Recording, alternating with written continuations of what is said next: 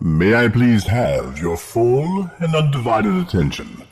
It is time for the Paranormal Rundown.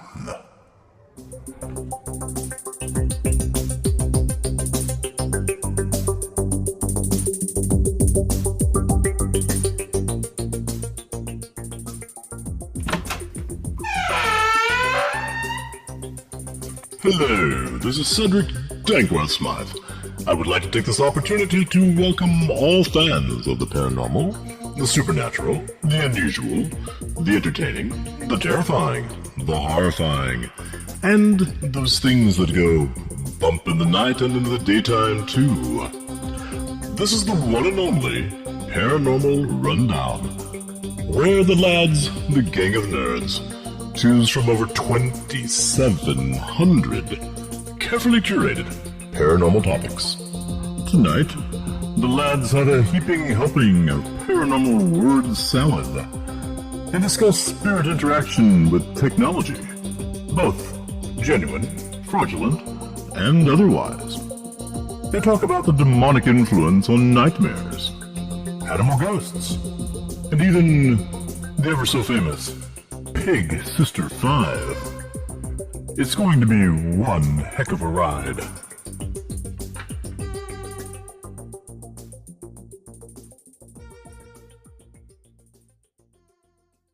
Hello, everybody.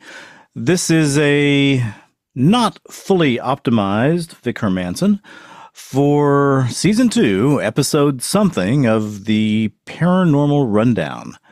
Tonight, our number of possible topics is up to 2,636, which is quite a few topics. We probably won't get through all of them tonight. We are the original abbreviated team. This is myself.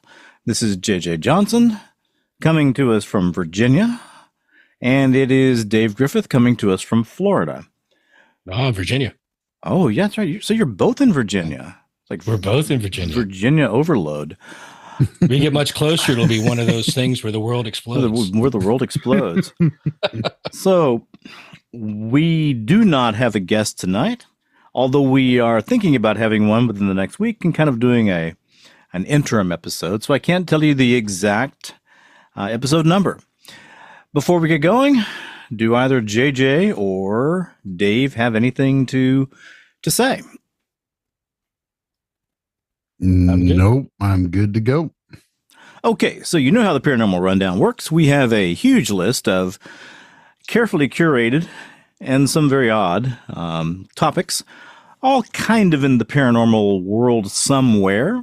Alternative history, historical mysteries, scientific mysteries, some philosophical thoughts that pop up in people's conversations.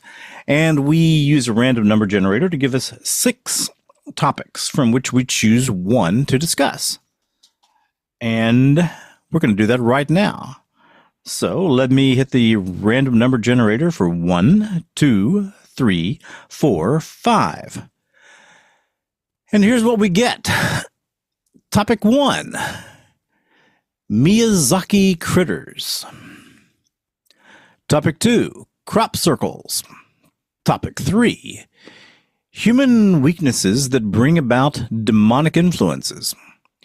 Topic 4, word salad in the paranormal and elsewhere. Topic 5, an ability, omnipresence. The ability to be present in multiple places at the same time. And topic 6, another ability, thoughtography. The ability to burn images from one's mind onto surfaces such as photographic film by psychic effort alone. I actually have a favorite in that, but I always defer to the other gentlemen to see what they think. Or if they want to just simply discard these topics and do it again.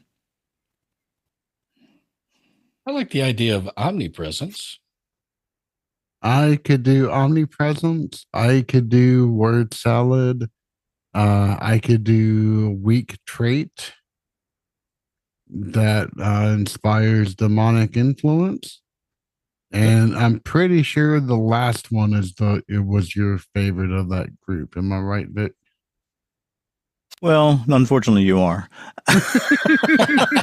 Well, we did a pretty good rundown on that. Yeah, we've talked about that before. Well, why don't you guys choose something and let's, I would like to say I'd like to try to keep tonight to one deep theological dive. I'm good with that. Yes. Oh, yeah. If we do one good deep theological dive, let's stay in the secular world beyond that. All right, let's talk about paranormal word salad. Oh, boy. JJ mentioned that one. So elaborate a little bit on what you mean there, Vic. Well, the word paranormal itself just has a meaning, a dictionary meaning, that which is above the normally observed world or beyond the normally observed world. But it's a word that is used everywhere for everything. So if you were to ask ChatGPT to give you a huge list of paranormal topics, which I did at one point and didn't get anywhere near as big a list as we've got. But one of the things they might come up with would be flat earth thought. Okay, the flat earth theory. And I just absolutely dare you to spend an hour listening to flat earth theorists and not rip your hair out. Yeah, no, thank you. That's why I don't have any hair anymore. and not rip. Well, I think we may have to be more kind to flat earthers because you've done an interview with one who was pretty reasonable. And He was a very reasonable. We might get one on the show here. He was a very reasonable fellow. I liked him. But he is a minority in the flat earth world. This is true. He is a minority.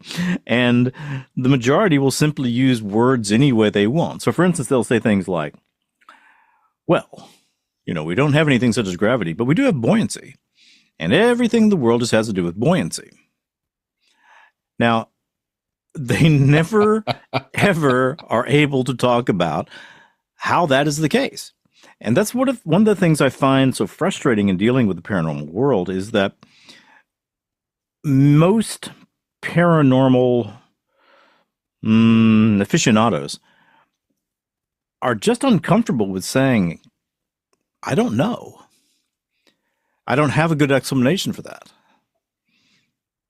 Yeah, but flat earthers even different than that, right? Because they have to have explanations.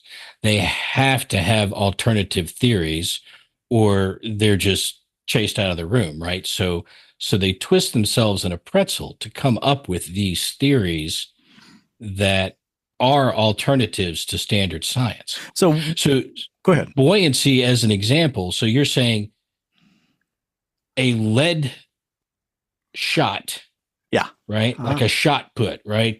That ball the size of a softball that's solid lead, that's just less buoyant than a basketball. Correct. But they'll fall at the same rate. So what would you consider to be the heart of the paranormal? Would that be ghosts? Would that be spirits? It would be something non-corporeal, I think. Yeah. Hands down, the heart of the paranormal. I may get that's okay. Shouted down for this, but Not by hands me. down, it is clearly ghosts. Ghosts. And the reason I say that is simply because that's got the longest history, right? I mean, there's even discussion, there's discussion of ghosts in the Old Testament. There's ghosts have been around, you don't hear of Bigfoot in the Old Testament. Now, we have theories that maybe the Nephilim might be related to Bigfoot in some cryptid circles, or it could be consider that. It could be Cain. That's an afterthought. Yeah, right? but that's something we think of now. It could also be Cain. Not something we thought of. It could also be Cain tromping around. But nowhere in the Bible does it say that Cain was cursed to become 9 feet tall and to tromp through the world all covered in hair, stinking real badly and making crazy sounds. Or that's from the book of It Don't Exist. Right. Or that Noah wandered around looking everywhere for a Sasquatch to stuff in the ark, right? You don't you don't hear those kinds of stories where you do hear of, you know, don't talk to ghosts. Don't talk to ghosts. And you have the Saw thing, right? You Mhm. got ghosts involved. And you can so I- even go further than that. Arthur Finkel wrote an entire phenomenal book called The First Ghost, which go into detail all of the exorcist rites that were used and the beliefs behind the ghosts of Babylon. Okay. The First Ghost. I have to look that up. It's a phenomenal book. It really is. Well, okay, so let's go back to when Spiritism became a real big deal. Okay, we have the Fox sisters sitting in a cabinet cracking their toes. Unfortunately. Well, yeah, but I mean, it was actually kind of a fascinating thing. That I saw a documentary. I wish I could find it. But anyway, they found a girl who could crack her toes just like the Fox sisters did. And by placing her foot on a resonant part of the cabinet and then cracking her toes, she could make a really, really serious knock. Because it was reverberating throughout this big wooden structure. It was very serious. But then they immediately needed a way to explain it. And they were using things like, well, of course, this is etherically generated sound waves. Or they would say things like, be sure to watch out for the ectoplasm that is present always when we have these seances. So what they're doing is they're creating an entire vocabulary to, I don't know if it's to try to explain what they're doing or if it's trying to simply try to give more credibility to what they're claiming is there. Yeah, like the only time, at least in my mind, that inventing an entirely new vocabulary on a particular topic is justified is if there are no words to describe it, the phenomenon previously. And it's not reframing a conversation, which is what you find a lot of times in the paranormal community, but it's actually trying to describe phenomena that have not been described before. And the one legitimate use case that I can think of is Martin Heidegger's Sight and Sight, or Being in Time, where he needed to describe the inward looking at being itself.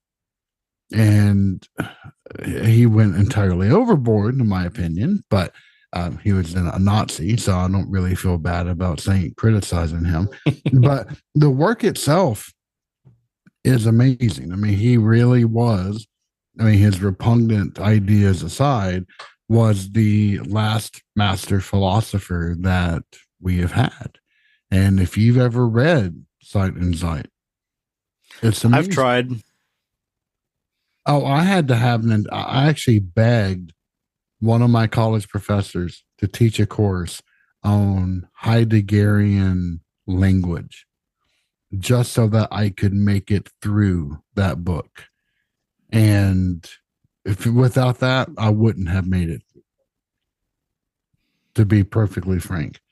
But yeah, once you get there, like every single bloody page is so chock full of amazing ideas that it almost takes your breath away, at least for me. And maybe I'm just easily impressionable, but no, I know what you're talking about. It is amazing. But see, I had an entirely different concept when it comes to word salad. Although I really like this definition, mine was much more hyper specific. And I would love to get Dave, I mean, both of y'all's, but Dave's thoughts in particular, because this has to do with spirit boxes. Okay. How these spirit boxes are supposed to interpret phenomena into words and then spit them out. And I do not trust a single one of them, because unless they open source the software, which I know that the vast majority of them would never do, I don't know how they're coding it. And if it's purely random or if they're legitimately trying to do something.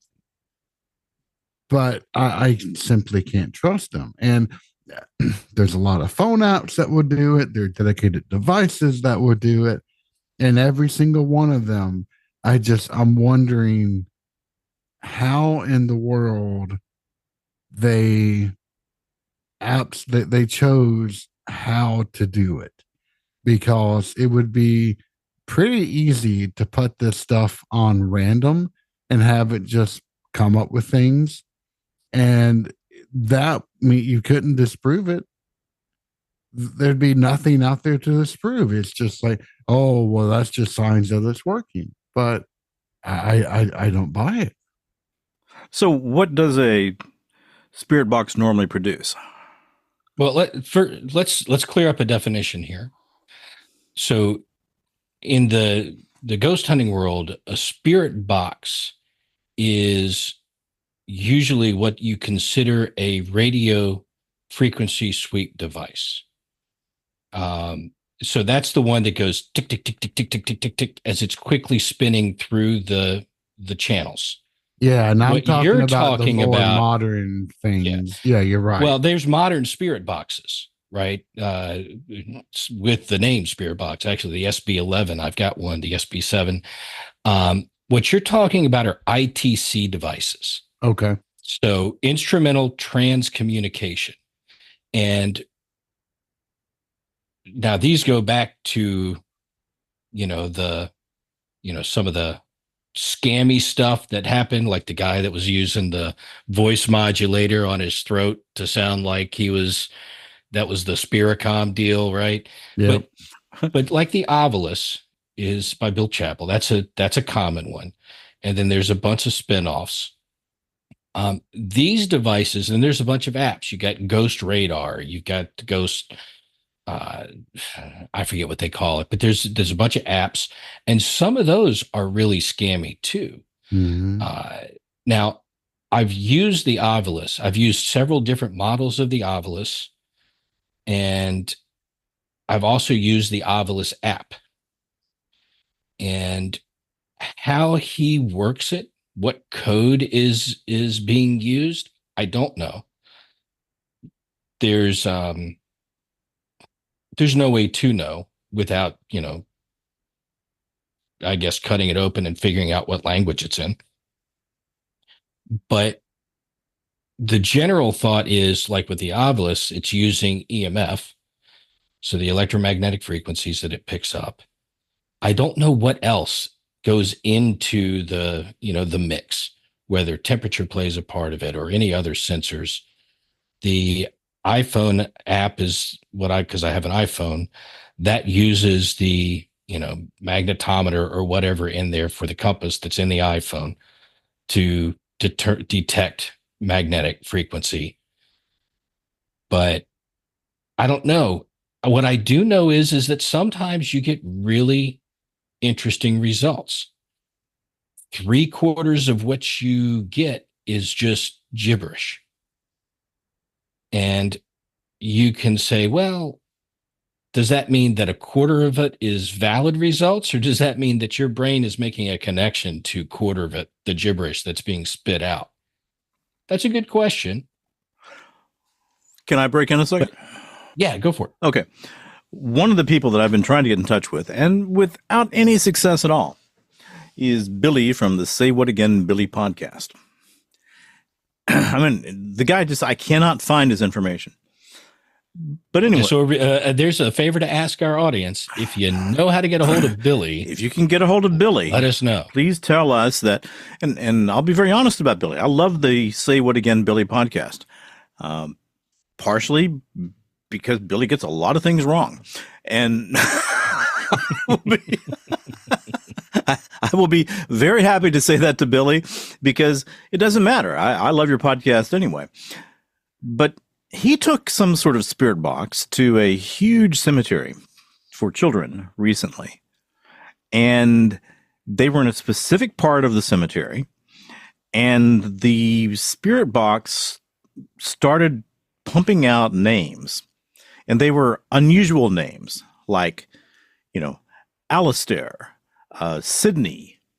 I don't remember the exact names, but it gave 4 or 6 names that were not like Bill unique, or Joe or Carl, just the most common names. These were unique.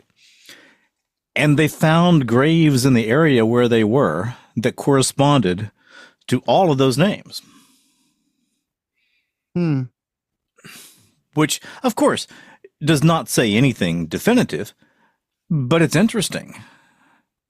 Well, that's the thing. I look at these as, first of all, the way I use them is as a method to generate ideas to ask questions. Right. So it's not like definitive evidence, but it might be as, a way to go, well, the questions, I'm running out of questions to ask. And so it says, quilt. And I go, oh, did you make a quilt here? Okay. Did you, right. It comes up with ideas. The thing is that sometimes it's very relevant to the site.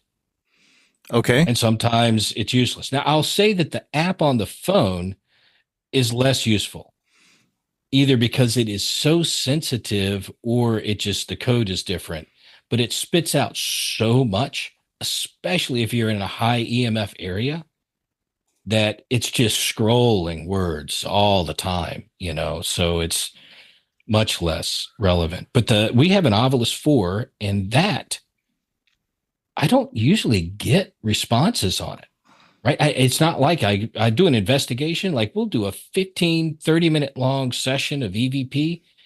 I might get 2 words out of it, and that's it. So if I do get 2 words out of it, and one of them is relevant to the site that I'm on, I find that interesting. But, it's, you just don't know.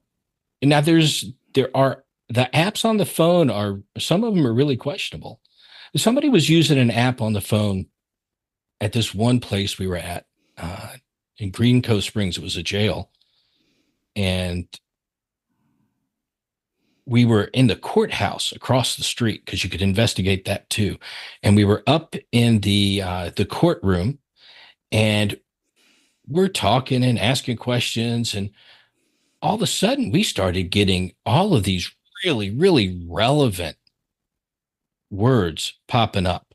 And it would say, judgment, and it would say plaintiff. And I mean, like all specific judicial words. And she's like, yeah, this app is great. And I'm like, there's no way. And so I looked up the app, and the app is using the microphone on the phone. Okay, so if you have said court, or if you have said conviction, it's going to hear that and add it to its database. And it's going to add it to its list of words that pop up. And it would use this to make EVPs. And so basically you were creating your own content. And I'm like, that's useless, right? That's seeding the pot. Why did they do it like that? That's sort of the least objective way you could do that. Most of the people out there don't look up at how the app works, and they're like, I'm getting great responses on this. If you should buy this app too. If you're producing cool stuff, they're happy, even though it's no longer objective. Because they don't know. Does it have a built-in vocabulary? Know. I have no idea. No clue if it's got anything built in or not. Because I only used it that one night. I suppose and I'm like, smartphones, this is junk. I believe smartphones actually do have an FM receiver in them, but they're turned off. Yep. There's no way to use that FM receiver. Do they have an FM receiver? My understanding is they do. Okay. That's my understanding. Yeah, I've never used it, so for FM. But yeah, I'm with you, JJ. A lot of these devices are really expensive and really questionable.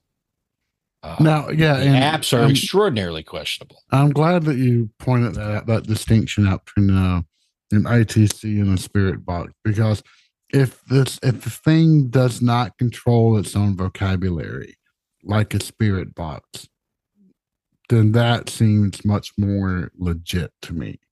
I agree with you. Yeah. And you also get less out of it, right? And you wind up picking up, because it'll pick up little blips of radio stations as you pass through them. Because I mean, it scrolls pretty quick, 2 or 3 points on the dial per second, or even faster if you want. Like the spirit box, the SB11s and 7s, you can control the speed that it goes.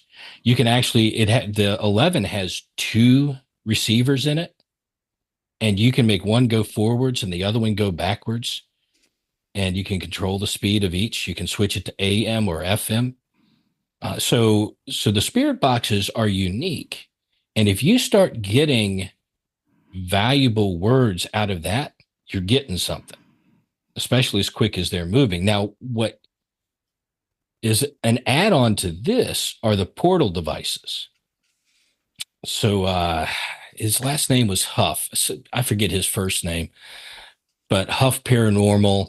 This guy created the portal, and what he did was he took a speaker, like a little amp that you would hook up to a guitar, right? Mm-hmm. A little carry-around amps, and he put on each side of it guitar pedals, having to do, I think, with reverb. And so he runs the sound through a coil, and through each of these pedals, he threw some crystals on there for effect, lit it up with LEDs on the inside. And what you wind up, you hook a spirit box up to it. And the spirit box, the output of that, which is always really fuzzy and, tick, tick, tick, tick, tick, right? The guitar pedals are cleaning it up and canceling out all that excess noise. And then it comes out of the speaker and you get very clear words. And there's no coding involved in this, right? The pattern is out there on how to make your own. In fact, there was a run on this specific guitar pedal when it first came out, because it was an older pedal, and if you could find them, they started jacking up the prices on them. But what you get is this sort of echoey voice. If you've watched the paranormal shows, you'll hear, like, it'll say, hello, whoa, whoa, whoa, whoa. You'll hear this like you're in a tunnel and it's echoing. And there's interesting results on that. And people seem to get really good results out of that, more so than just the spirit box itself. Because of the cleanup, it seems like there may be more happening under that static that you don't hear because of the noise that's produced. Oh, interesting. That this is letting through. But there's no logic in it. Again, it's just passing a signal through. Well, I'm just thinking that on a high-end smartphone, let's say, iPhone 10 or above, or any of the current, Google phones, any of the current Samsung phones, creating a program that could access a 100,000 word vocabulary randomly and even vary the amount of time that it was accessing that particular word, that's relatively trivial programming. Yep. That would not be a difficult thing to do. Well, the difficult part of it is figuring out a way to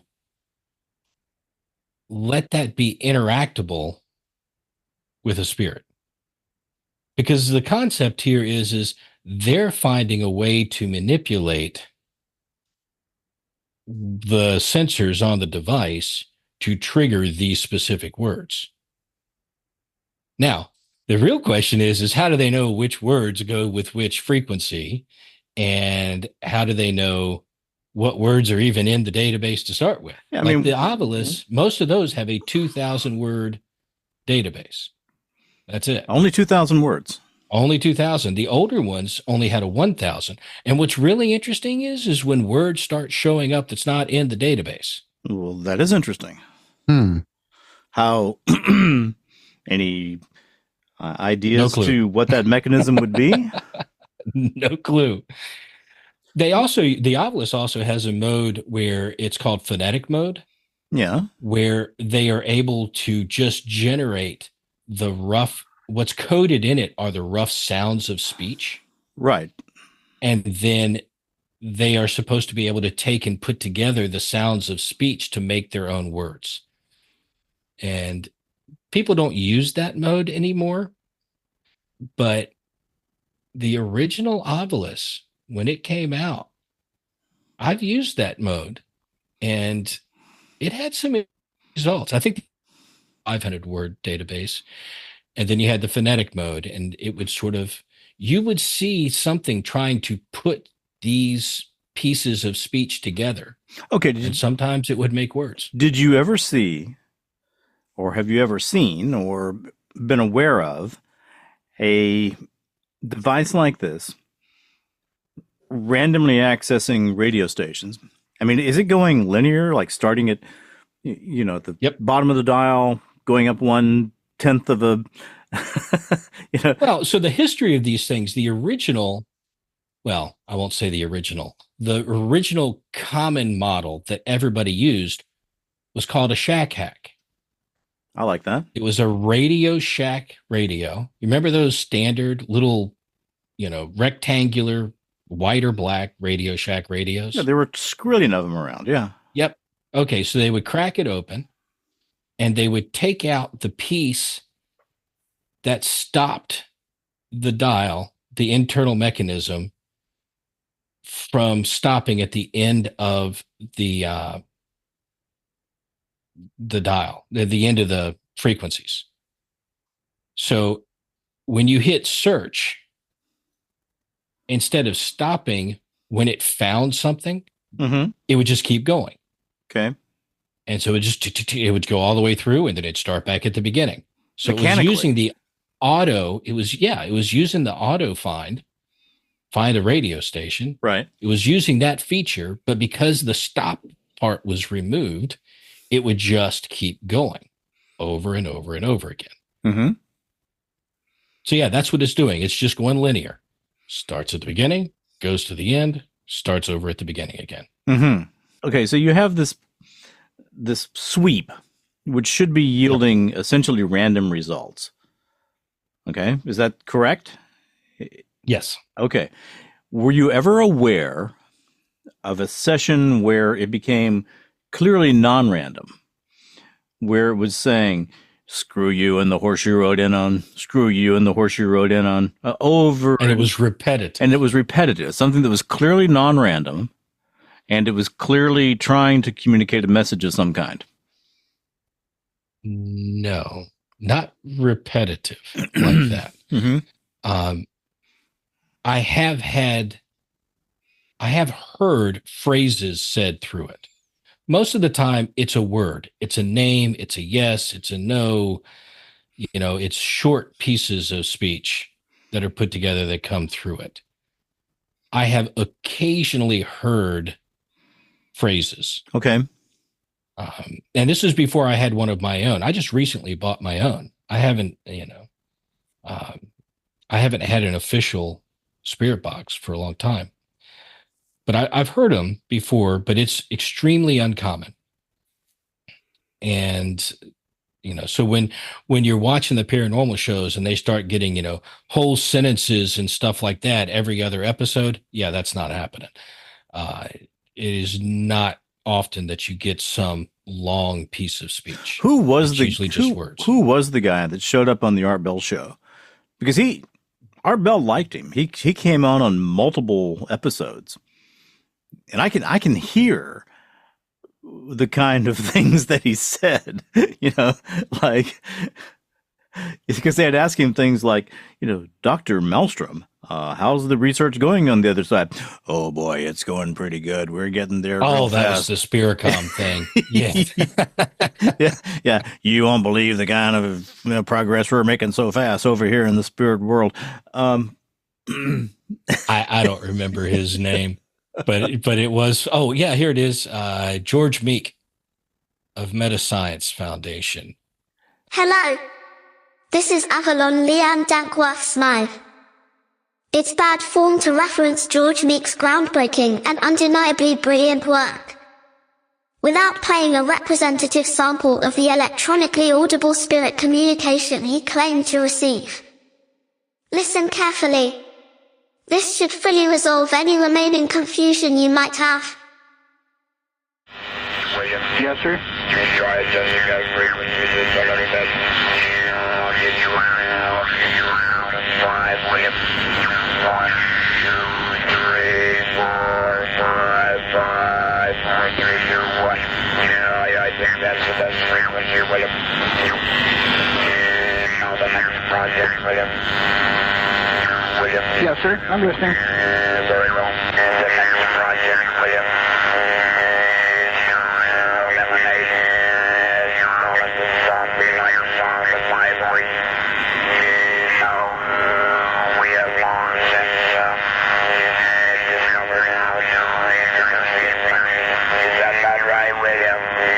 That's right, Doctor. I'm sorry. I think is what this is saying. And when they cleared out his stuff after he passed, they found that voice modulator in his stuff, and that's exactly what it sounded like. Yes, it is. Now the original Spirit Box was created by Frank Sumption, and it was called a Frank's Box. I think there were some guys that experimented before that, but he was the first one who made like this elaborate model, and it had a radio receiver in it, and it passed through different electronic nodes, and it had crystals in it that he would put at different levels in it, and he really did. Frank's boxes are really, really cool, but they don't have, again, there's nothing faked in that. It's just passing through a radio signal and working with it. Well, I mean, we're these boxes, these devices are doing two things. They're ascribing a great deal both of intelligence and agency to these spirits. They're intelligent enough to understand the words that have been programmed into it, intelligent enough to figure out a way to control that, and capable enough to impact very high-speed electronic devices.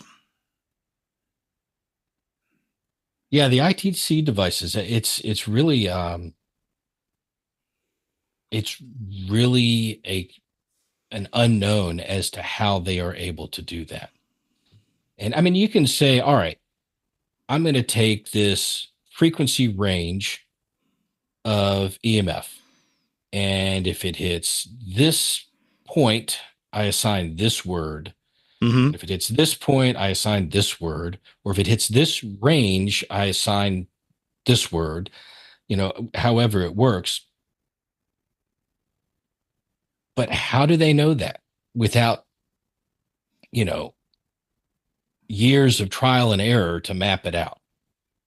Oh, I don't know. But when you go to a site, like a Civil War site, and you get a word, this isn't exact, but I'm just, as for instance, you get the word cannon, right? You kind of go, well, yeah, cannons were used here, right? And you get maybe the word gray or blue, right? And general, If you're getting that type of stuff, words that are so relevant to that site out of 2,000 possibilities, you kind of got to scratch your head and go, it seems to be working somehow.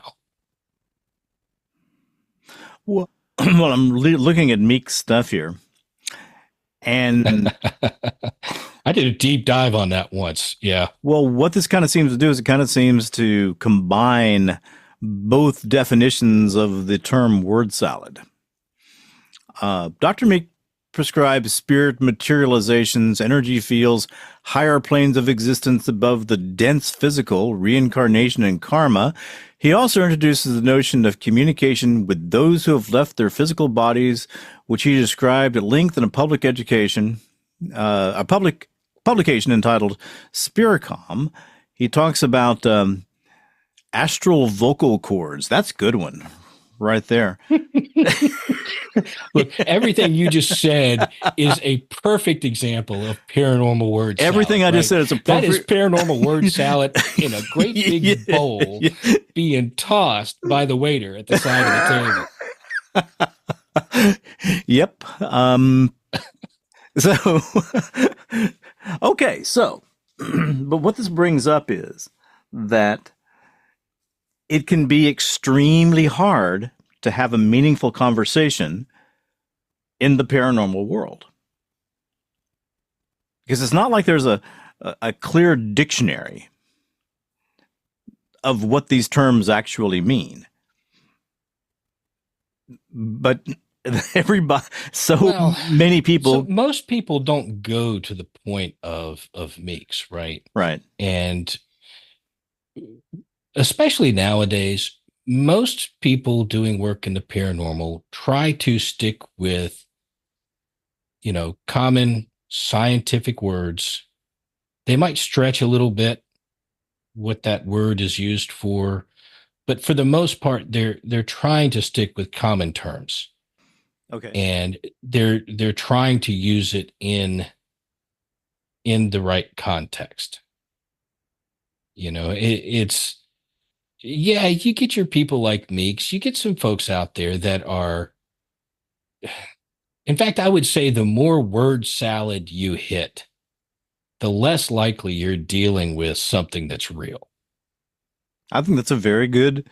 That's almost a rule. That's almost, the Griffith corollary, the Griffith theorem. So, Griffin's razor, something like that. Right. Griffith's razor. Yeah. The more paranormal word salad, the less likely it is to be real. Okay, That's look, good. we've got a new thing here. We've got to start cataloging these little pieces of wisdom. So, okay, I think that was a pretty darn good first three-man discussion. Anybody got any thoughts that we should get to before we move to another one? No. All right. Okay, well then let's go back to the Paranormal Rundown random number generator. By the way, closing door, I still haven't had a single nightmare in 3 months. Still fantastic. That is, look, I mean that's a lifetime change You got that bloody right. for you. All right. Look, so you're look, still look, can we- wearing let- the. Can we do something The- here? That's such an important thing. I mean, that's like not being diabetic anymore. Yeah, it really is. Yeah, I mean it's like, having a heart defect and suddenly that heart defect not being there. Those are reasonable analogies of what we're talking about. So, So then my ideas would probably be considered malpractice. what do you mean? What? Because you're still wearing the St. Benedict's medal, right? I'm wearing 2 of them. So And I Stereo. have yet to take either one of those off. Right. So see, the scientist in me wants to know if you took that off for the night. Oh, no. We're not experimenting with that. I've actually wait. thought of that. Is that paranormal malpractice? What I Is was that- what I was going to ask was, why don't we discuss that for a few minutes? Yeah, I mean, I'd be up for that. That's a meaningful change in your life. So perhaps you could tell the audience the issues you've had with nightmares Sure. over the years. So for as long as I can remember, and I have very vivid memories from when I was 3 years old, I have suffered from nightmares. I can't remember a time in my life when I haven't had nightmares. And they're not an every night occurrence, but several times a week, they would be vicious. And I've had some that have clearly they're not just nightmares. And it takes a lot for me to say that. I've had several episodes on Southern Demonology about it. The Pain of Dreaming Demonic is the most recent one. And I've had others that have come forth and professed the similar issues that I have had. But anyway, and it's not just me. My mom has had these types of nightmares for her entire life. My uncle, before he passed, had these types of nightmares. I really think the more that I have been thinking about it and talking with others, and again, I'm a very scientifically minded person. And for me to say something like this, it's a lot, but I really think that it comes down to a generational curse. My family absolutely does not have the cleanest of histories, so it wouldn't rightly surprise me that much. But a few months ago, so I had received the St. Benedict Medal from the Bishop of Nicolaitan TV. And this was after I had had my 3 demonic dreams, which actually caused me physical pain. Mm-hmm. And then I received a couple from Father Mike. Mm-hmm. And I'm like, I'm not going to pick and choose. So I put both of them, I bought a cheap chain from Amazon, put them both on it, and I have yet to take them off. Did you put one of them on first, or did you put them both on at the same time? I put one on first, and well, I mean, I put them on at the exact same time. It's just okay. So like you didn't get the Nicolean one before a week before and wear it for a week. You no, went from none to 2. Exactly. And and the weird thing is that I felt things want me to take this chain off. I'm not allergic to the metal or anything like that. There's no allergic reactions, but I've almost felt like itching in my skin, or like just irritation, and there's no redness, there's no nothing, but something wants me to take these things off, and I refuse. And I have slept with them. I shower with them. I do everything with them. And the amazing thing is that for the first time in my entire life, I have not had a single nightmare. Now, I will say that I have had one dream which was labyrinthine in nature, meaning the building I was in was massive. And there was a murder, but it wasn't a nightmare. It was more of a run of the mill kind of mystery thing that was very lighthearted in nature. Mm-hmm. And in fact, every single one of my dreams has been either mundane or lighthearted, which, and I'm still waiting for the shoe to drop. I feel like any day the shoe is going to drop. And it hasn't. And every day, every morning, I sleep peacefully every night. I don't wake up gasping for air. I don't wake up with a panic attack. It's just go to sleep. And I even go to sleep early. And I wake up and I'm ready to go to work and I'm good to go.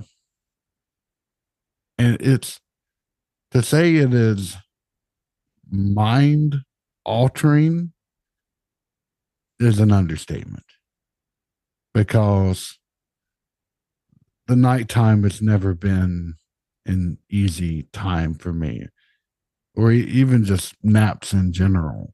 And now I have no fear of going to sleep.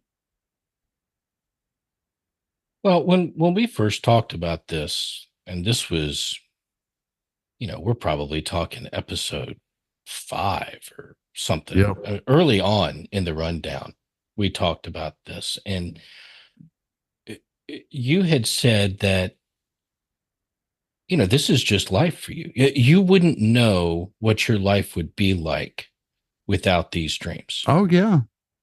They have shaped you to be who you are, from, your love of horror movies, even to potentially the interest in the demonic and religion, the way you have it. So it is fascinating to see that stop. And we had theorized back then that it might be a generational curse. Yep.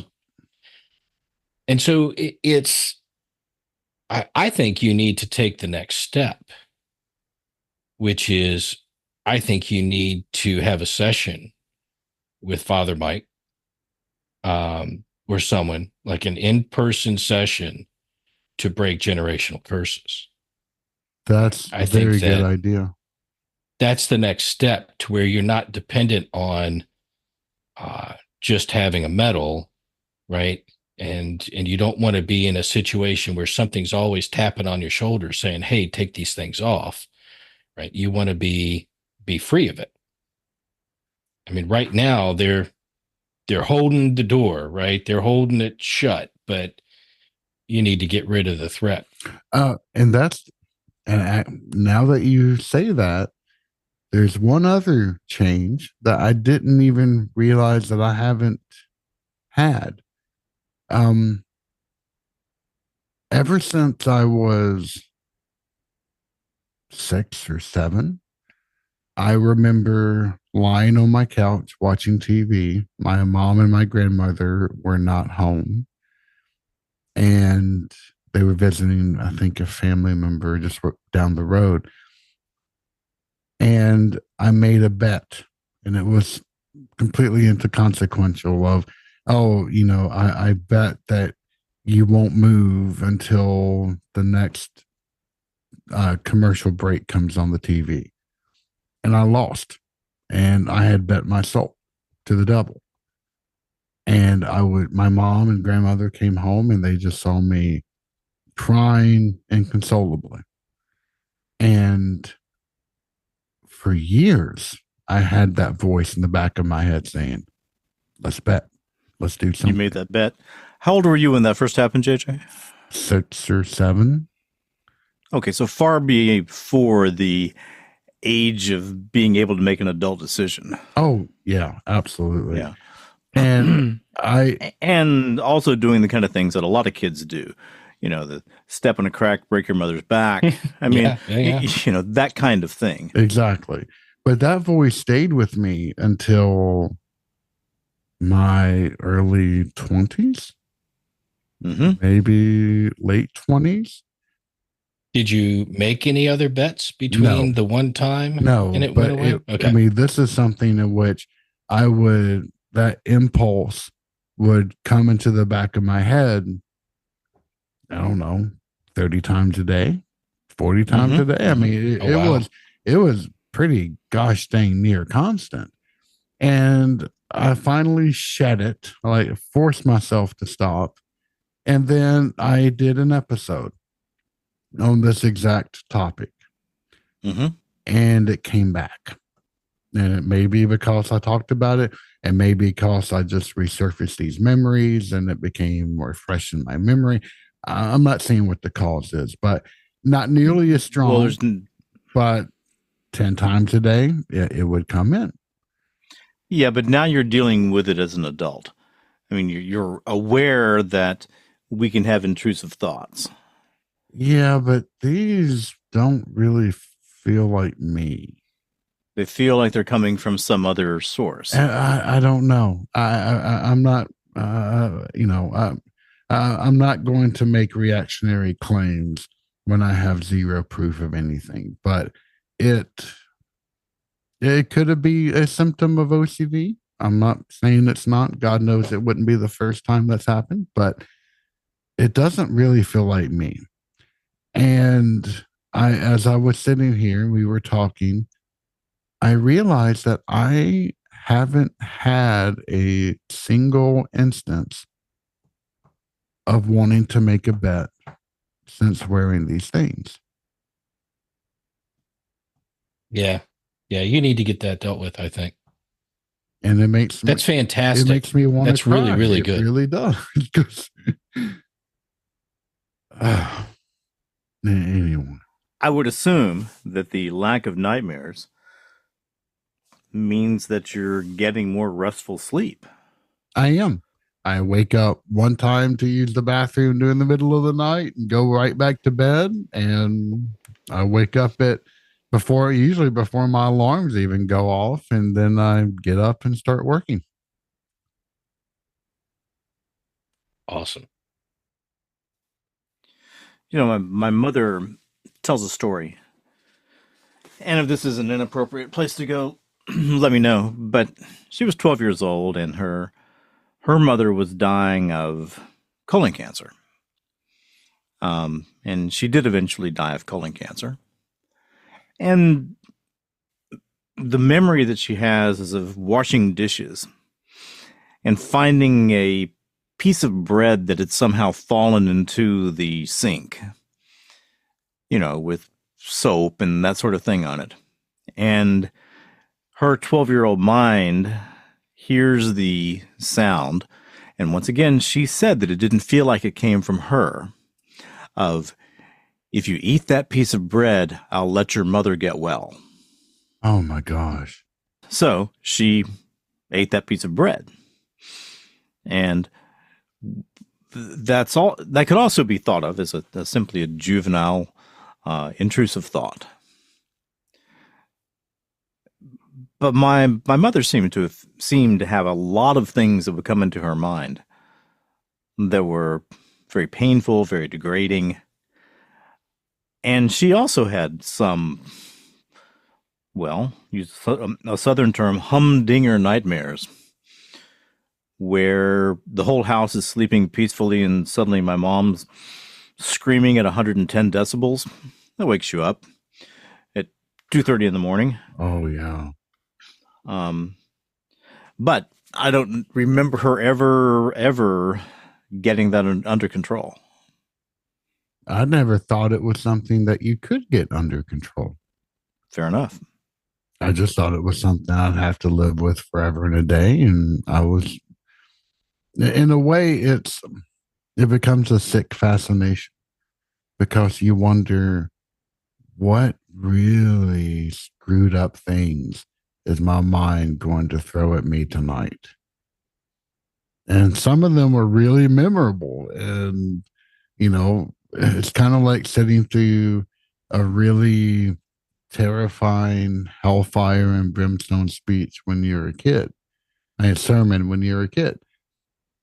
Would you want to go through it willingly? No. But after the fact, has it formed an impression on you? Absolutely. Yeah, what doesn't kill us makes us stronger. Absolutely untrue. I think it's true in a lot of cases. I don't think it's always true. You know, what does not kill us regroups and tries again. Sometimes. But it's another topic on the list. But have you heard of Charles Bonnet syndrome? No. No. Okay. People who have had normal vision throughout their life and suddenly find themselves blind or near blind or whatever, their brains begin to fill in the world with creatures, seeing things. It's a type of visual hallucination that comes from diminished vision. And it's never positive things. People are never seeing, lovely princesses telling them stories. They're seeing grotesque, horrible things. And I had an uncle who had Charles Bonnet syndrome. Really? And yes, I did. He since died. But he would call me crying about the things he said. And I said, well, he had a name, but I'm going to call him Bubba. Uncle Bubba, can you tell me what you saw? No, I'm not talking about it. I'll never describe what I saw to anybody else. So see, the brain, the mind is very capable of, well, once again, this is one of those things that really can't be fully known. Is that simply something that his brain is creating in the lack of visual input? Or is that a type of attack where, right, hey, look, you've got an wide open visual cortex here. Wide open.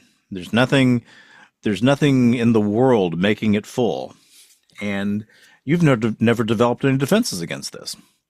So guess what? I'm going to make it where you see the most horrible things you can possibly see. That is a terrifying thought. It is. Have they ever done functional MRI studies on that? I'm sure it has been done, but I don't know. Actually, it make you wonder if you see that those areas of the brain light up.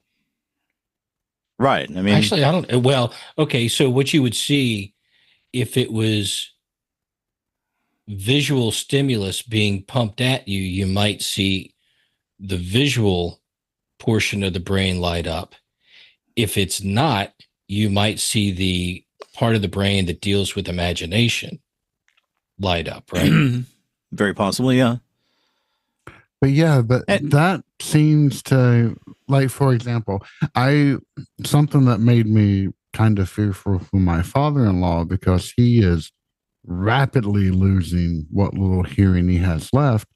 There's a study that came out that showed that hearing loss can directly help to accelerate cases of Alzheimer's and dementia, because when the brain isn't using those auditory channels, that degrades, and it gives a great opportunity for other things to get in. I would think it would be the same for visual, but then again, I'm not a neuroscientist, so I couldn't possibly hazard a guess. Yes, but you don't have to be a neuroscientist to speculate, which is absolutely what I'm doing when I'm thinking the brain seems to want to fill in something when the world is no longer giving you stimuli. So Uncle Bubba starts to go blind. Suddenly he's seeing things so horrific that he won't even describe them. And I'm trying to figure out what in the world you would see that you couldn't even describe to someone else, a trusted family member. Yeah. So that would be pretty horrible. So I see no reason why the same thing couldn't happen with hearing or with sensation or with olfactory senses or taste or anything. Your brain wants to fill in what isn't there. Okay, well, it's not that different than, let's say you work and get texts and emails on your phone all the time, right? And it buzzes, buzz every time, and it's doing that all day long. Pretty soon you feel it when it's not even happening. Right. And then you go on vacation and you keep your phone in the room and you're sitting out on the beach and you feel the phone buzz on your side. Right. You get that hallucination. Correct. Of, the phone going off.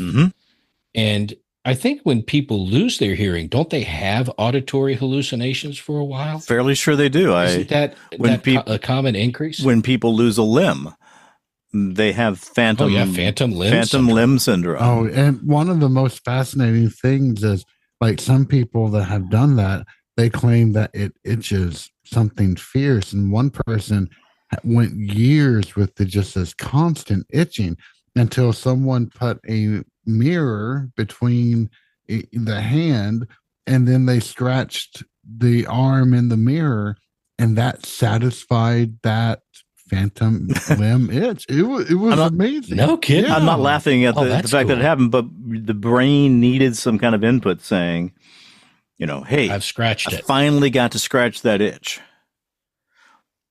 Look, there are very few things more unpleasant than having an itch that you simply can't reach. Oh, yeah. Yeah, well, break a limb. Get a cast. You'll know what it's like. Hasn't happened to me, and I hope it never does. You've never broken anything and gotten a cast? No, I've gotten plenty of scrapes and plenty of scars, but never a broken limb. There's nothing like sticking that ruler down the side of the cast. Scratch. Well, I mean, this is standard weird Victor, but I'm thinking of really stiff jeans on a hot day. And okay. Where are we going with this, Vic? What's that? I said, where are we going with this, Vic? Well, what do male people have a problem with on really hot days with stiff jeans? At least you didn't say corduroy. I cannot be the only person in the world who's had that particular issue. No, can't say you have, but that's why I have lived in khaki pants ever since college. This week on the Paranormal Rundown, men in stiff jeans in hot weather. Well, you should be relatable to your audience. Accurate. So, okay. All right, pull us some topics. Pull us some topics. Okay, we got topics. Victor, it was nice to be able to talk about that and even come to a realization or two. I mean, to me, look, this is one of two things. It is either a supernatural change in your ontological state. That's a big statement right there. True. Okay. This is you're saying something fundamental has changed in my existence because of these metals. That's a big change. Or it is simply a natural process of your brain creating that. And there's no evidence to tell me one way or the other than I'm sure you've tried many, many other things in your life. Oh, I have. To control. Has ever worked. Right. Okay, but here's the challenge. Sorry, JJ. Let me say this, though. The challenge to this is, one, you had come to terms with your nightmares. Mm-hmm. You weren't trying to get rid of them. Correct. Mm-hmm. Two, nobody told you when they gave you those St. Benedict's medals, I'm assuming, tell me if I'm wrong, that, here, JJ, try these to get rid of your nightmares. That's correct. These were just a general protection thing for you. Here, JJ, here's some extra protection. You weren't thinking in your mind, hey, maybe this will stop my nightmares. No, that never No, entered that my wasn't even head a at thought. once. No. Exactly. So it's not like the brain was primed to create this false occurrence and stopping the nightmares and making you think that this is what did it. Yeah. In fact, it took me 2 months of going without to even recognize the fact that, hey, I haven't had a nightmare in a really long time. And Excellent. Yeah. Excellent. Yep. I don't, I'm very blessed. I don't generally have nightmares. They're not absent from my life, but they certainly don't dominate my sleep. That is a blessing. It's a very bad, if I wake up in the morning, it's a very bad idea for me to go back to sleep. That's when I'll have nightmares. Oh, my strangest dreams happen in very short periods of time of going back to sleep in the morning. Going back to sleep in the morning, right. Going back to sleep. That's when, and I think that, I think for some reason it seems like you're more vulnerable in those moments. Well, either that or your certain. brain has decided that, okay, now I'm going to deal with the day. And now I'm going to have conscious analysis of what's happening to me. And then you take that away. It's got to do something with it. I have no idea. I don't think my brain's that functional, but maybe. Okay, I've got 6. I'm going to give this particular set a B-. But you got to stop somewhere. Topic 1, animal ghosts. Topic 2, free will or lack thereof. Topic 3, sigils and sacred symbols. Topic 4, Ephatha. Be opened, left untranslated in the Bible. Essentially every Bible I've ever read, that word is left untranslated. Why? The Palmyra wolves, referring to a Maine family that was stalked by unusual cryptid creatures. And the last one is infernal name, Gorgo, which is a diminutive of Demigorgon, Greek name of the devil. Well, animal ghosts are interesting. Yeah, I could do We that just one. did a whole ghostly thing, so I don't know if y'all want to do that or not. Animal ghosts are fine to me. Yeah, and that's a little bit more lighthearted of a topic. I mean, I do like the 2 biblical ideas there, but then again, it's also refreshing to have an episode without any kind of heavy hitting topics. Deep theological dives. I'll just give one moment of that.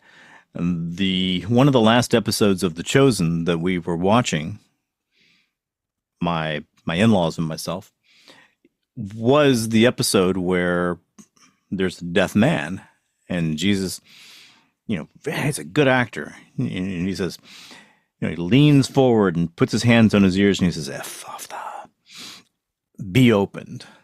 It was just very effective. It was just a very effective scene. And have you seen any translation that translates it? Well, the word means be opened in Aramaic. But I've never seen a version of the Bible that changes it to be opened. Even things like the New American Bible, we're talking Bible for third graders. It tends to leave it. Everyone I've seen left the word untranslated. So we can come back to that later, but I find that interesting. All right. So who's seen an animal ghost? My mom has. What did she see? Well, she didn't see, but she heard. So my mom had a very cantankerous golden spaniel, cocker spaniel, sorry, as a dog named Sugar. She had wandered up somewhere. I guess she was abandoned. and she had mange and fleas and everything else. My mom took this dog in, and this was when I went away to college. And so she had no one in the house. She was all by herself. And so she took this dog in, got it cured, and that became her baby. And after grad school, I moved back home for a little bit, and I would pick this dog up to put her in my mom's bed every night, and half the time she'd bite me. She wasn't a big fan of me, even though other dogs loved me to death. But my mom doted on this dog, and she passed away. And my mom and my uncle were sitting at the kitchen table, and they heard Sugar's claws tacking across the linoleum to her water bowl. They saw nothing there, but yet it was clear as day that they heard it. And it wasn't the only time. My mom heard it for a few weeks, quite a few times. And then after a few weeks, they never happened again. And it was a sound they had heard 1,000 times in the past. Oh, yeah. Yeah, of this dog walking across the linoleum floor, the wood floor, whatever, making that click clack kind of sound. Exactly. But it was transient. It didn't last forever. No, and that's kind of the puzzling thing to me. It's, I don't know if I believe in animal spirits or not, but that, for some reason, that just rings entirely true. Because my mom would never joke about or even make light of anything that ever dealt with Sugar, because she might as well have been a part of the family. We have always taken our pets to be parts of the family, so there's never any joking or anything about that. But, and then for her and my Uncle Ernest to have heard that, yeah, and I've often puzzled about that quite a few times. Well, I do know that animals are capable, especially dogs, probably other animals, but dogs particularly, are capable of pretty complex emotional responses. Oh, yeah. It's fascinating to watch these videos where the owners have taught dogs and cats to push a variety of buttons, and they make sense. And it's really fascinating, I guess, to come back to the whole ITC or spirit box conversation, to when an owner has passed away and the spouse is there. And I've seen dogs do this, I've seen cats do this, and of course it could be elaborate training on the back end, who knows, but they'll sit there and start making up a conversation indicating that they are sad and that they want hugs from dad or from mom. Wait. I've not seen those. So we're talking canine vocabulary? Yeah. Or I've seen it with both dogs and cats, where there would be, some of them are really elaborate. They'll have like up to 30 buttons. And each one, if you press it, then it will be a distinct word or phrase that comes out. And it's usually, eat, play, outside, hungry, etc. And that'd be useful. Yeah. And they're very consistent on what they push. And there's even one person who has a pet pig, and they, for some reason, programmed it to call her bitch every time it's hungry. And so it will go, bitch. It just tickles me for some bloody. I think reason. I'm gonna question their training techniques, but Yeah, you and me both. or their training outcomes. But no, what I was thinking, and so and these animals, they'll sit there and push a variety of buttons that indicate that they're lonely, they're sad, they want to play with their dad or with mom, and it's heartbreaking.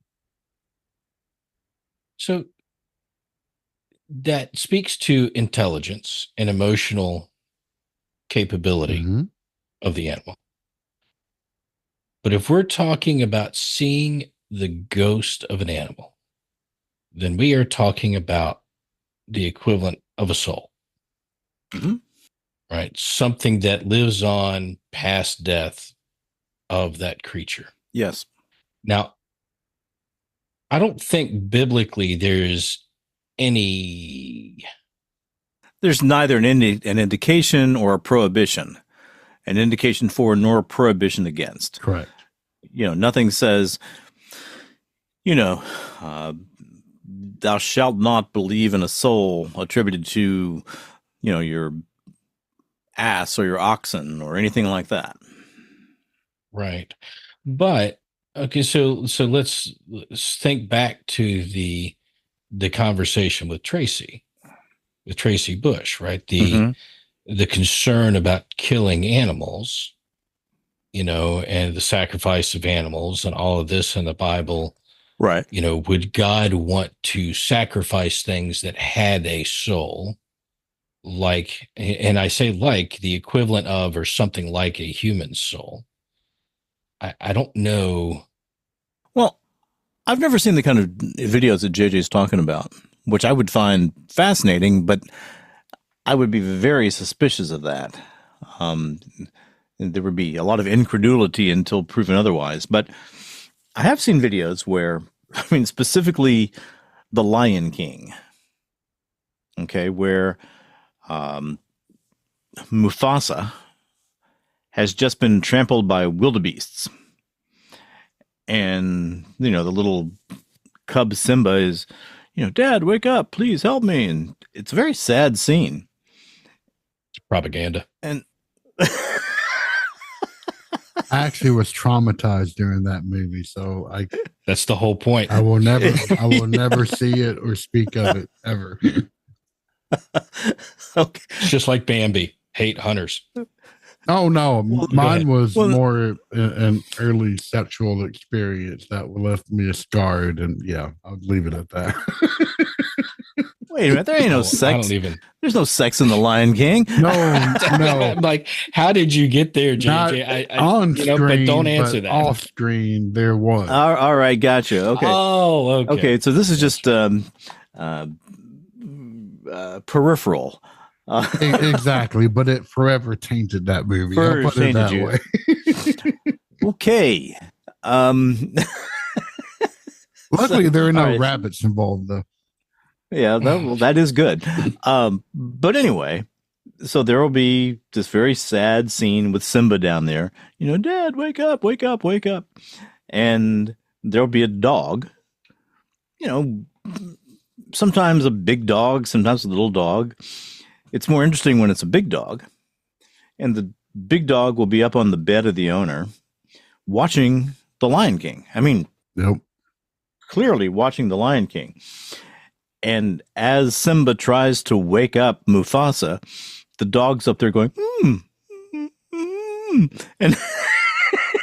I've seen videos of that. and getting way down low in his paws, going, and and clearly the dog is distressed by the fact that Simba is sad about the death of his father. Well, look, I doubt if these dogs have ever seen a lion. They have no clue. They have no clue. That's training. Yeah. That's what that is. That's just And master manipulation of video. training and master manipulation of video. I'm not saying that animals don't have emotions, right? Yeah. Look, one of our cats gets really, really ticked off if I won't let him sit in my lap.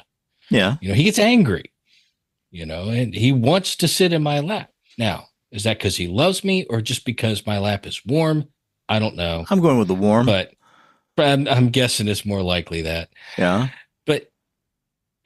But that doesn't, again, you got to have something beyond the physical and the mental to have a spirit continue on. Now, my wife has seen the spirit of a cat, or what appeared to be. Was that a cat? It was on an investigation. I think it was at Magnolia Grange in Virginia, in Richmond.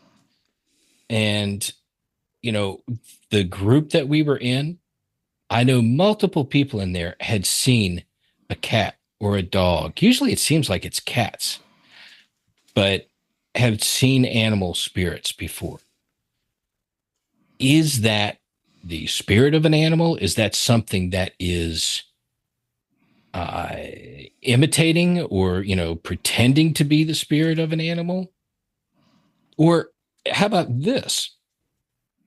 When we think of people past are a spirit in this world, and maybe they're working through stuff, right? Whether they're officially in purgatory or they're just working through something that they've experienced.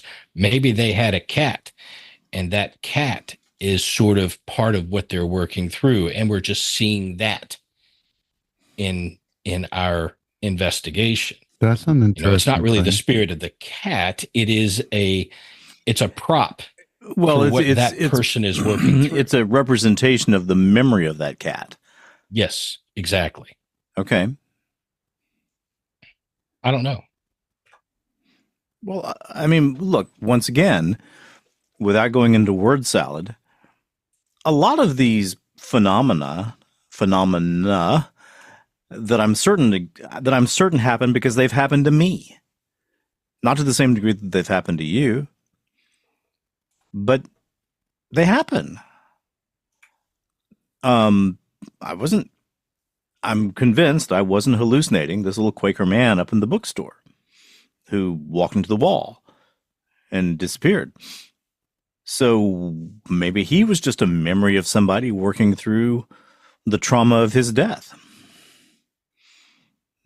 Right. Maybe that wasn't him at all.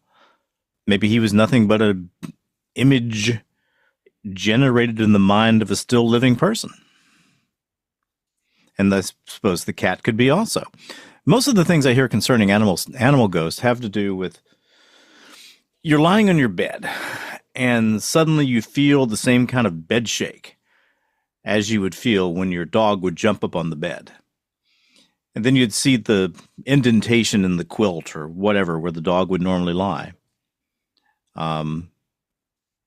All of that, of course, I mean, it could genuinely be the spirit of that animal. It could be a representation of your memory of that animal, or it could just simply be something that your mind provides to give you some comfort. Yeah, I guess if you videotape the indentation and you have external evidence of it happening, then the question goes to, is it the dog, or is it something pretending to be the dog in order to get close to you? Either is possible. I mean, some of the actual best ghost videos that I've seen have been of animals walking across a yard like they would normally walk across that yard while they were alive. They're easy to find on YouTube. You can find gobs of them. Yeah. And certainly, I'll believe him if somebody I know took it. well, certainly that could be manipulated to do so. But there are a lot more than there are people who would seem motivated to spend that time in After Effects. Yeah, except that one of the biggest things for people to have in videos out on YouTube and TikTok are animal videos. So why not combine animal videos and ghost videos and get lots of hits? I'm really skeptical of video. Look, I have taken a lot of video, and I have looked at a lot of video that others have taken. There's very few really good videos out there that I know are genuine of ghosts. Oh, So I agree. In fact, when any of my TikTok friends sends me any type of ghost video, I'm like, nope, After Effects. Nope, you can see the ghosting. Nope, that's not right. I have yet to see a single one which has ever convinced me of something that could actually be just there beyond just getting views. yeah, it's extraordinarily rare. So, I mean, look, in all the hundreds and hundreds of hours of video I've shot with full spectrum cameras, I've got maybe 5 different things I've captured on video, and none of them are apparitions, right? It is light anomalies. It is things that have crossed the screen that, are really, really funky. Maybe some type of plasma or something. I don't know. But none of them are in a shape of a person or an animal. And that's just me. I mean, people do capture stuff. I'm just saying it's so rare. So hundreds of dog walking ghost videos. I say, probably not. Well, I guess the other thing, outside of the video realm, I've certainly seen dogs and a few cats that are so incredibly loyal to a person that they love that I can see them simply trying very hard to stick around to be protective after they've died. Oh yeah, and not just of dogs and cats. I have seen a lot of videos that showcase the kind of love and emotions that cows and donkeys and horses have, and they can be really amazing to watch. Well, look, we know it can't be dogs because all dogs go to heaven. So That is correct. Yeah. Dogs are out. Maybe cats. No, so again, I agree with the premise. These animals are loyal, they're dutiful, they have emotion, they have intelligence, but that does not give them. So yes, if they had spirits, you could see them sticking around. I just don't know if they do. I don't know there either. I mean, I don't know with certainty that humans do. I believe that humans do, but I'm pretty well. Yeah, I'm biased there from experiences, but yeah, I know, and I strongly believe that they do, but the relentlessly honest intellectual in me can't say that I know that. Well, I can't say for 100% that the experiences that I have had and that my wife has had and that our friends have had aren't all demonic mimicry. Correct. I can't say that for certain. I don't see a benefit. I don't see an outcome where there's a motive for that, but it's possible. I could just say that there are a lot of experiences that do not seem to have that feel or that, that basic nature to them. Whereas the demonic experiences are very, very apparent. Yes, that's true. Have you ever heard of any negative animal ghosts or spirits? There's a lot in the Hebrew Bible. Can you expound on that? Sure. Desert Dudael. You find not so much spirits, but they're taken to be allusions to demons. So you'll find owls and ostriches and jackals. Those are, and they typically reside with Lilith, which is taken to be a plural for night hags that inhabit the desert.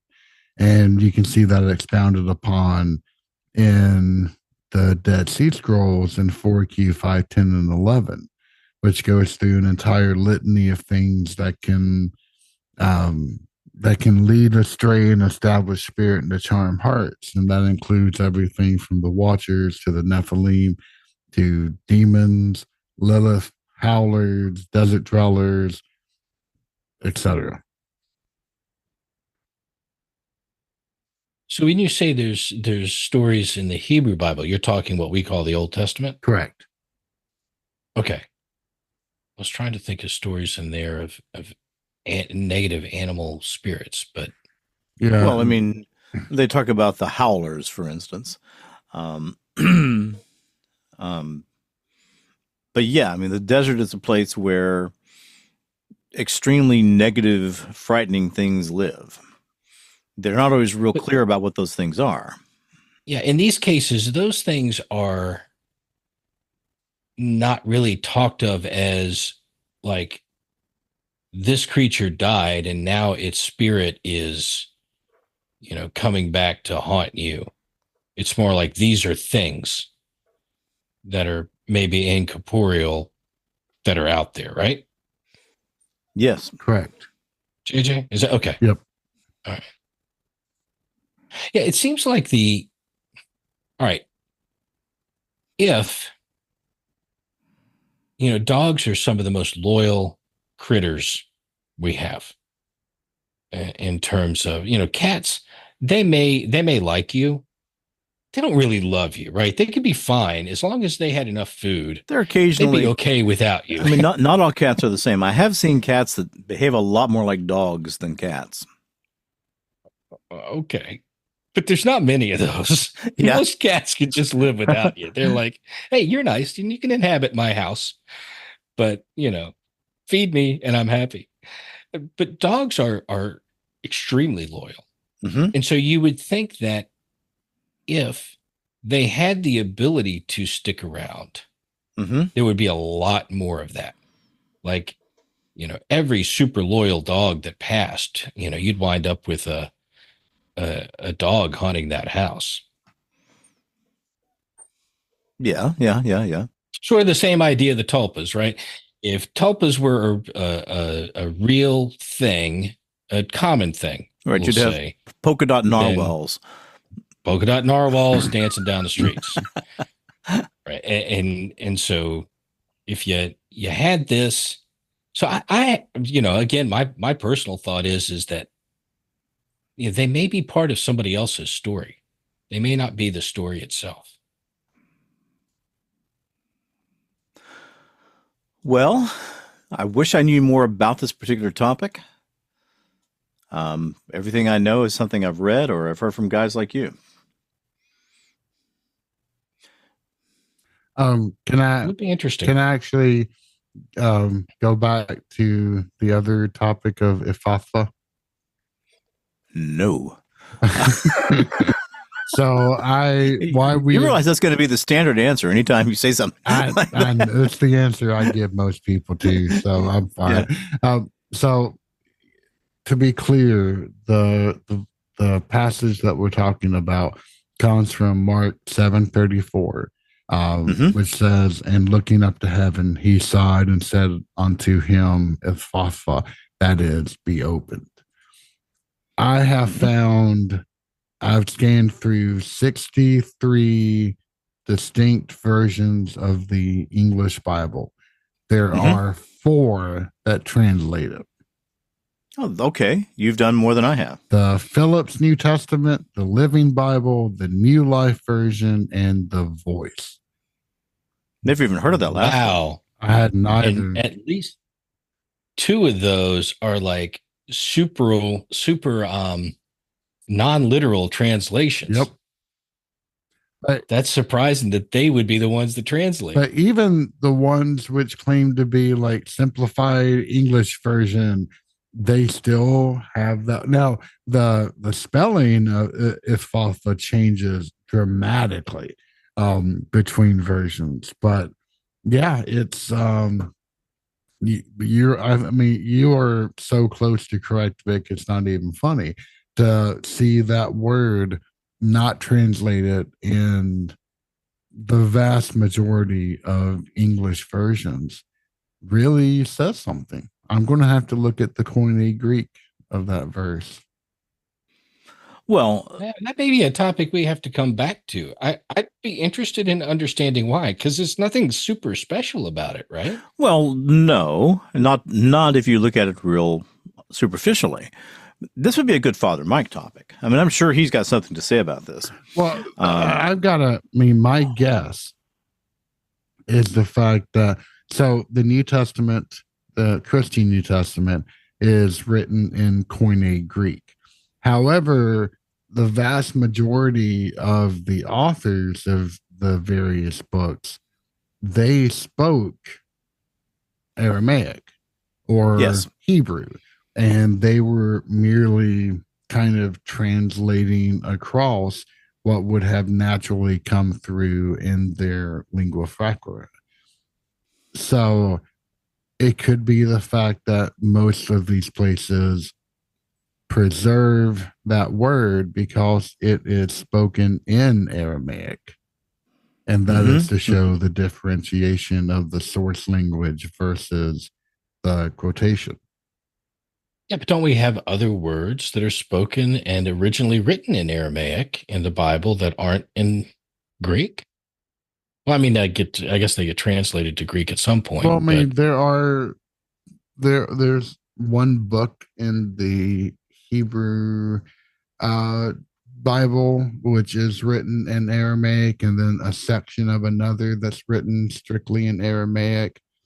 But yeah, I really am going to have to take a look at this because it has come to fascinate me. Well, I mean, the other thing that I see is that just the term, just the phrase, be opened. All kinds of different levels you can look at that on.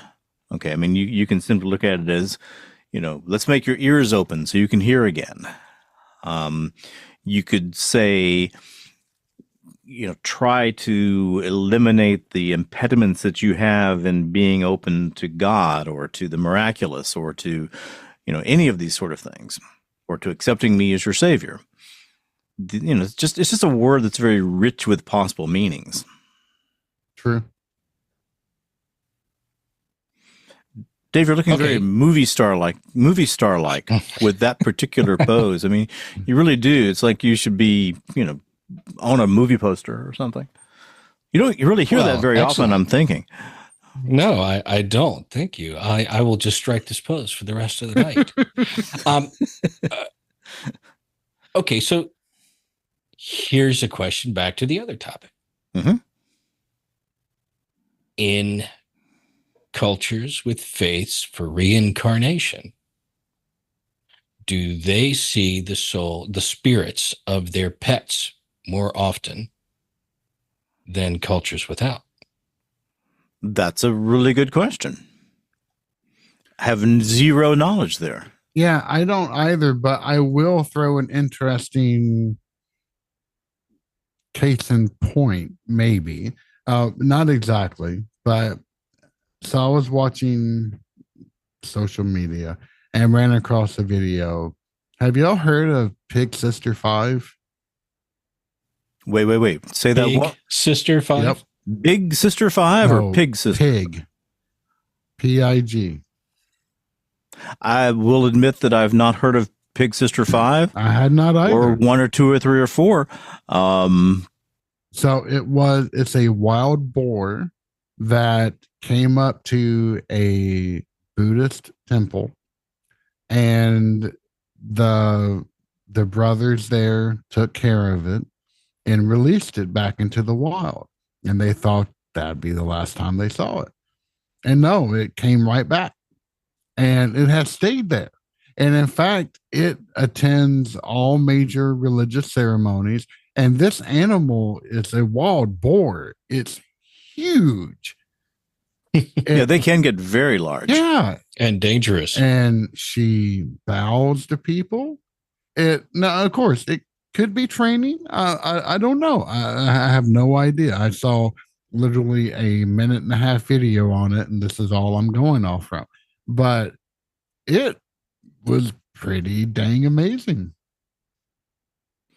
And pigs are it's quite amazing. Extremely intelligent. Huh. Well, any other instances of intelligent, connected wild animals I will that say, you're aware of? No, but I will say that the more I watch social media, the more I really want a pet raccoon, a pet possum, a pet hyena, and a pet vulture. Let me tell you something. You do not want a pet possum. I have killed many a possum and raccoon in my day, but seeing these videos, I still want one, even though I would know it would be a nightmare. So I'm not saying it's a You good ever been idea. bitten by one?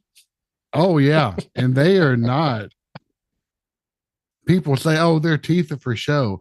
Not until you've had one latch onto you. No, they very much can. I got use them. bit through a leather glove, and that was enough for me. Yep. That was not a pleasant experience. No, we they are vicious. We raise chickens, and yeah, they have killed more than a handful of them. So, no. All right, so this is on Stack Exchange. I don't know if this. I don't know the validity of this, but according to this post, per the Skanda Mahapurana, only and this says Jivas, Hivas, I don't know, inhuman beings can become ghosts. This was looking on Hinduism and the ghosts of animals. And so this says only human beings go to the world of Yama and not others. So I guess when you're going through reincarnation cycles, you got to be human to become a ghost, to move on. Well, okay. But it does seem to say something out there. I don't know. That would be interesting to get somebody who really knows some of these religions that involve reincarnation and see what they think about pets. True. Or just, other phases of life when you're not, when you're a centipede or you're a cat or an eagle. Yeah, I wish I had still had contact with Jaybird, who did a 2-part interview of. Haven't seen him on in a long time. He dropped out a while back. He did, but yeah, he was a really interesting guy to speak to. And he is a very well trained in Buddhism. I'd love to get his opinion on it, but remember, it was a fairly interesting interview that you did. Yeah, I really liked it. Mm-hmm. I really liked him. He is a great guy. Well, he is a great guy, not was. So. Well, we had some interesting conversations. He did. Didn't he do the equivalent of exorcisms for or is that somebody else on the board? That he would do house clearings and, that was him. And deal with Yep. All right, I guess, Vic, let's grab something else. Just do one more quick one. No, I can't, y'all. You got to go. Yeah, I'm about to drop. Well, you go drop. I'm going to talk to Dave here for a few minutes since I've not really been able to talk to him very much. Yeah, I wish I could stay on, but it's a little beyond me tonight. Okay. That's all right. All righty, y'all. It was good getting you have a good night. Y'all. Good night, sir. JJ, congratulations on your lack of nightmares. It's transformative. Go sleep happy dreams. I'm telling you. All righty, y'all. Have a good night. Okay, bye-bye. You too. Hello, this is Cedric Dankworth Smythe again. Tonight we have 2 excellent Dungeon Talk segments. Snippets. Information factoids. The first of which concerns itself with variable speed photons, which can be quite an enigma. Well, so, it seems to me like if you have photons that change their speed over time, man, that has deep, deep ramifications throughout all of physics. Accurate. Yes. Deep ramifications. So I think that's going to be like the time that they measured the speed of light through a mountain a little faster than the speed of light. There's always there's a sensor problem, a tiny calculation problem. And I guess I don't really care. I mean, if it turned out that you do get lazy photons after a while, I mean, it's just possible that my lifespan is not going to be 13 billion years. Well, and I am just talking. The only way I can see it working is photons slowing down. I don't know. They're not talking about photons specifically in here, but they are talking about the observations indicate that the light may be slowing down. Observations indicate. I like that. So, I don't. It just adds weight to this tired light theory, and it says there it's a study based on measuring the redshift of over 30,000 galaxies. That's a from three different telescopes. Booty load of galaxies. And a lot of galaxies. Can I ask and this is what it is. Okay, so yeah, I did read this part. It is based on the redshift in relation to whether that galaxy is rotating in the same direction or an opposite direction of the Milky Way. Okay. So they see a difference, which if they're moving away, it should be the same no matter which way it's rotating. Mm-hmm. That's well, I mean, yeah, I got to read more about this because everything with light has to do with, it doesn't matter what your reference frame is, everything always stays the same. Well, most things have a resistance. You're going through some resistance.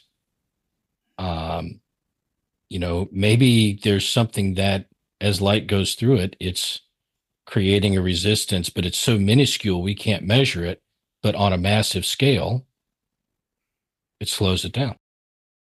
Hello, this is Cedric Dankworth Smythe again, introducing Dungeon Talk topic number 2, concerning itself with a new set of apparatus designed to communicate directly with the dead, conversations and all. I must tell you, this is an overall very bad idea. Yeah, that Meeks was a kook. A lot of these guys are kooks. Yeah, there's a group out there. It's a small paranormal team. It's 2 couples. Mm-hmm. And they have created something that is supposedly getting incredible results. And you know what? I probably lost that link when I lost my computer, when they wiped my hard drive. But I bet you remember something about stuff. It. Yeah, I'll have to sort of search my brain and see if I can remember. Actually, you know what? It'll be in my YouTube history. I have that. Well, what kind of results were they getting? They were getting like really phenomenal results, like conversations. They were getting conversations with the deceased. And if you're getting a conversation, like you're saying something and they're responding and you're responding and they're responding, something's not right. You have either figured it out. You have either mastered the technology and found out the solution, or you're faking it. Okay. It's sort of like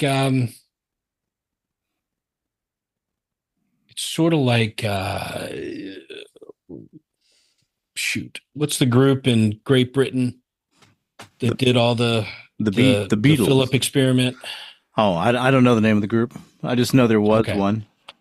But it's sort of like that, their results were so recreatable. Mm-hmm. That they were so phenomenal that they were either faking it, which I don't think they were, or there was something really crazy going on. And in their case, I think it was demonic, which is how I think it was so powerful. But Well, those type of things are extremely rare and unusual. so you don't think that Philip was something that arose out of their consciousness or their desire for there to be something there? I do not. Okay. I think that they worked long enough to find Philip, and Philip found them. Oh, okay. Yeah.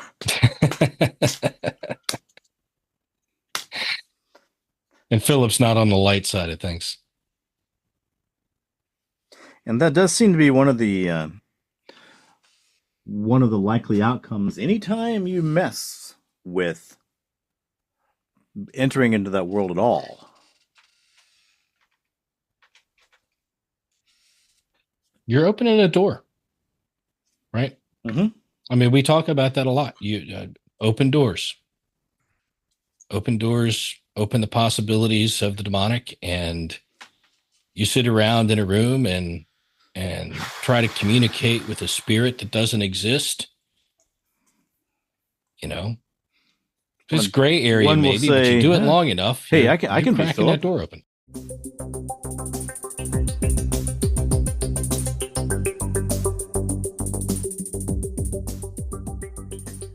Hello, this is Avalon Leanne Dankworth Smythe, signing off for this week's episode of the Paranormal Rundown.